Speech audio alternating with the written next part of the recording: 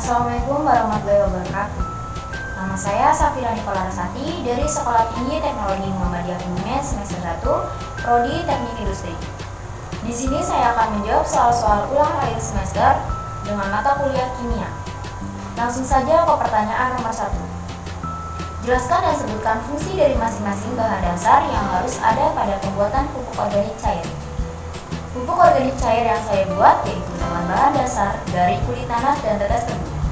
Fungsi dari kulit nanas tersebut yaitu sebagai bahan dasar pembuatan pupuk organik cair. Berdasarkan kandungan nutrinya, ternyata kulit buah nanas mengandung karbohidrat dan gula yang cukup tinggi. Mengingat kandungan karbohidrat, gula, dan protein yang cukup tinggi, maka kulit nanas memungkinkan untuk dimanfaatkan sebagai bahan baku pembuatan pupuk melalui proses fermentasi. Sedangkan fungsi tetes tebu dalam proses fermentasi adalah sebagai aditif yang berfungsi untuk penyuburan mikroba.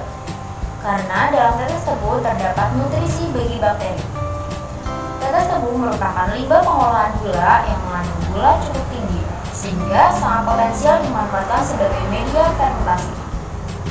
Fermentasi tetes tebu untuk menghasilkan bioetanol menjadi salah satu upaya mengurangi jumlah limbah dan memenuhi kebutuhan bahan bakar minyak atau BBM yang semakin meningkat. Next, ke pertanyaan nomor 2. Apakah yang dimaksud dengan pupuk organik cair? Apakah perbedaan antara pupuk organik dan pupuk anorganik?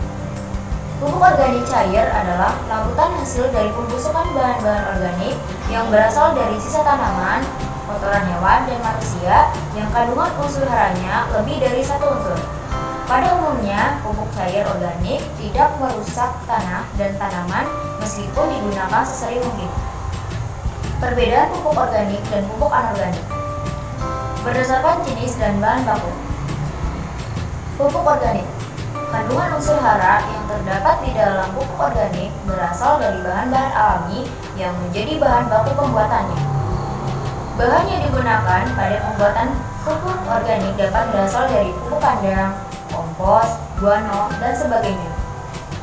Berdasarkan bahan bakunya, pupuk ini dapat dibuat dari kotoran hewan ataupun dedaunan hijau.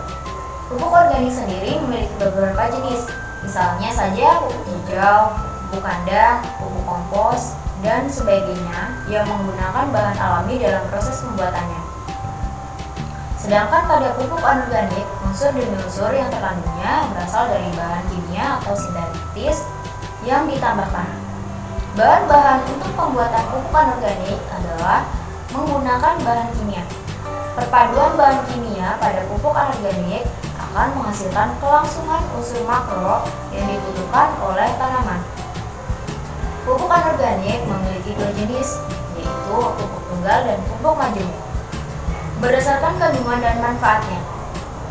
Pupuk organik.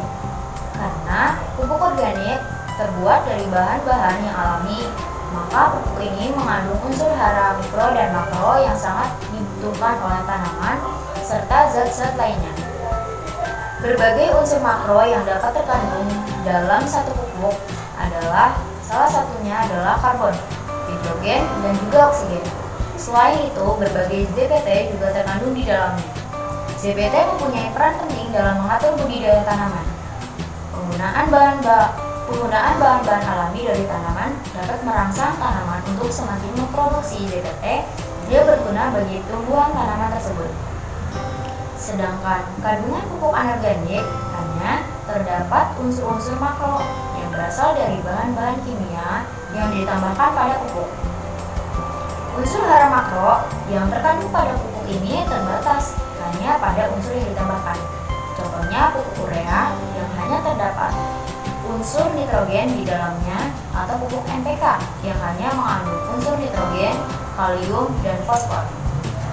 Nitrogen berperan dalam pembentukan klorofil, protein, dan lemak, serta pada fase vegetatif. Kalium berperan dalam melawan penyakit dan kekeringan. Sedangkan fosfor berguna untuk mempercepat penuaan buah, pembentukan akar, serta membantu proses asimilasi dan respirasi. Next, ke pertanyaan nomor 3. Jelaskan satu proses pembuatan minyak goreng konvensional. Apakah perbedaan antara proses pembuatan minyak goreng konvensional yang saya pilih dengan pembuatan VCO, pembuatan minyak goreng konvensional yang saya pilih yaitu dengan kelapa. Pertama, siapkan bahan dengan memilih kelapa yang berkualitas baik, matang, dan segar. Lalu, kupas kelapa dan ambil dagingnya dan bersihkan sampai bersih. Kemudian parut dan campurlah dengan air matang, lalu peras parutan tersebut. Tuangkan air perasan kelapa parut tersebut ke botol atau wadah.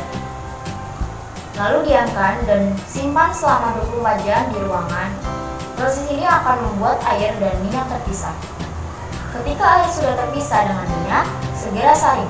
Kemudian hanya tersisa minyak kelapa yang berwarna putih pucat.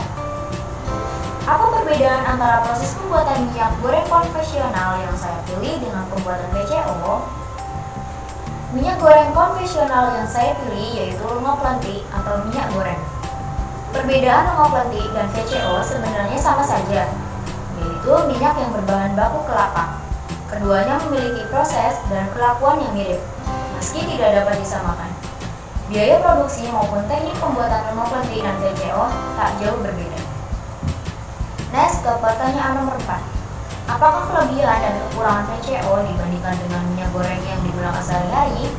Kelebihan dari VCO yaitu 1. Mendukung sistem kekebalan tubuh. 2. Menurunkan berat badan. 3. Bermanfaat untuk kulit. 3. Menyehatkan rambut dan sistem pencernaan tubuh. Kekurangan dari VCO yaitu banyak, mengatakan minyak kelapa memiliki manfaat seperti memperkuat rambut, mengobati kanker, mengobati diabetes, dan mendetoksifikasi tubuh. Namun, menurut ahli fisiologi olahraga, Michael Langer, kenyataannya adalah bahwa minyak kelapa dan produk makanan yang berkaitan dengan kelapa mengandung lemak jenuh atau kolesterol tinggi. Minyak kelapa juga sangat tinggi kalori yang bisa memicu penambahan berat badan. Sekian jawaban yang bisa saya sampaikan, kurang lebihnya saya mohon maaf. Atas perhatiannya saya ucapkan terima kasih. Wassalamualaikum warahmatullahi wabarakatuh.